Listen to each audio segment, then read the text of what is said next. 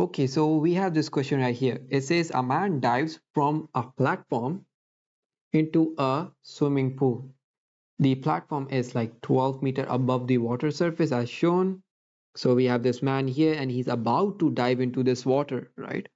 So the graph shows that the vertical displacement of the man from the water surface after leaving the platform. So we have this graph here as well. And the first part says that state how the graph shows that the man's initial vertical velocity is zero. Man's initial vertical velocity is zero.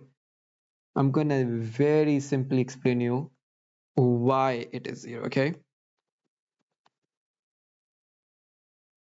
I'm gonna explain you through the concept of tangent, right?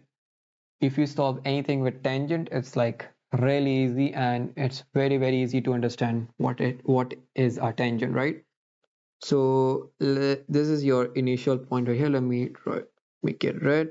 Okay, now your tangent will be something like this, right?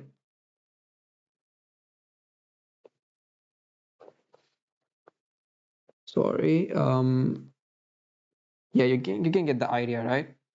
So if your tangent is a horizontal line, right? Horizontal line, right? It means that there is no velocity at all. Simple as that. If your tangent has a horizontal line, it means no velocity. If it's like somewhere at this point where you draw this something like this kind of line, right? Something this kind, that means that it has some sort of velocity, some sort of change in velocity, right? So just mention here that your tangent, sorry, let me make it black. So your tangent is horizontal, right? Which means that your v is equals to 0 at point t is equals to 0, right? Like this point, t is 0 here.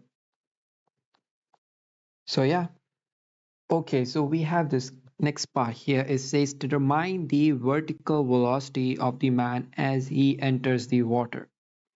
Very simple, okay? I'm gonna explain you through a strategy known as the tangent strategy, right? So they said as he enters the water, right? So at this particular point, let me use a different color. So at this particular point, he enters the water, right? As he enters the water. So in order to draw a tangent line, there's like very easy, right? So when you draw it, make sure that, like, for example, let me draw a sample line. I will show you my working as well, but let me draw a sample line, okay? So let's say this is my sample line, not that beautiful, but it's a sample line, okay?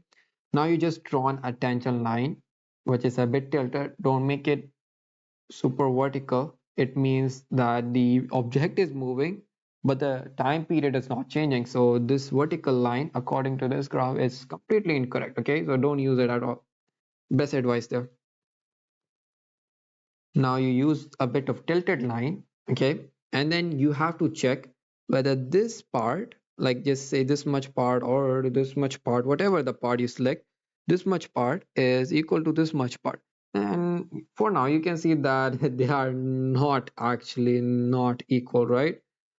So you have to just make sure that both of these sides have or like are actually a little bit close to being equal, right? Not perfectly equal, just being close to being equal. Okay, so I have drawn a sample line, okay, just to save us some time, okay, so that we don't spend most of our time on this video using trial and error. So let me remove this and reveal it. So this is the line I drawn, okay, I have drawn. So as you can see that this much of this area is almost equal to this much of this area, right? It's not perfectly equal. I know you might be wondering, oh, it's not perfectly equal. Like this is wrong. We will consider this wrong. No, you don't have to be perfect. You just have to be almost equal to this, okay? So this is almost equal, right? Not perfectly equal, almost equal, right? let me draw this. Okay, so now your second step, this was your first step, tangent line. Okay, second step is to select 2 points, right? Points, you need to select points, and those points should be further away from this point, right? So as you can see, I have did it by myself. You can also select it from, like, you can go closer a bit, but I suggest going further, right? As much as you can go further. Okay, so I've selected this point right here and this point right here. Okay, so these are two my points. And your third step is to just calculate the gradient, because the gradient is equal to the velocity, right? And you need the velocity, right? So velocity equals to gradient, which is equals to change in y over change in x. And your change in y is, let's take down one as, you can start from, you can choose any y1 and y2. You can do anything you want, right? It's up to you. So let's say that negative 6.5 minus 12 by 0.6 minus 0.6 minus, sorry, not 0.6, my bad, 2 minus 0.6, 2 minus 0.6, right? So now if you calculate this value, you will get your answer as, like the one I got my answer as 13.214 blah blah blah. You can round it off and write minus 13, sorry, minus 13.2 meter per second. Okay, so this is your answer. Negative is optional, you don't have to write your negative, but I would suggest write it, because at the next part you will actually use this answer, right? So let's go to the next part. Okay, so the next part says that before entering the water, the man has a constant vertical acceleration. Constant vertical and acceleration. After entering the water, the man has constant vertical deceleration. Draw the velocity time graph for the man on the axis below. So let's check, when does he enter the water? What time? He enters at 1.5 seconds, right? So 1.5 seconds comes here, and as you remember our previous value, my previous value, which was 13.214, you will use your previous answer here, right? And I rounded off to negative 13.2 meter per second. You will, whatever your answer from the previous value is, just write it here, okay? Now you will navigate this negative value here, so it's negative 13.2, so it comes somewhere around here, let's say, yeah.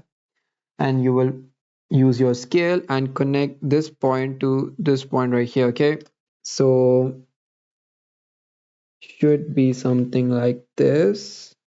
Sorry, right.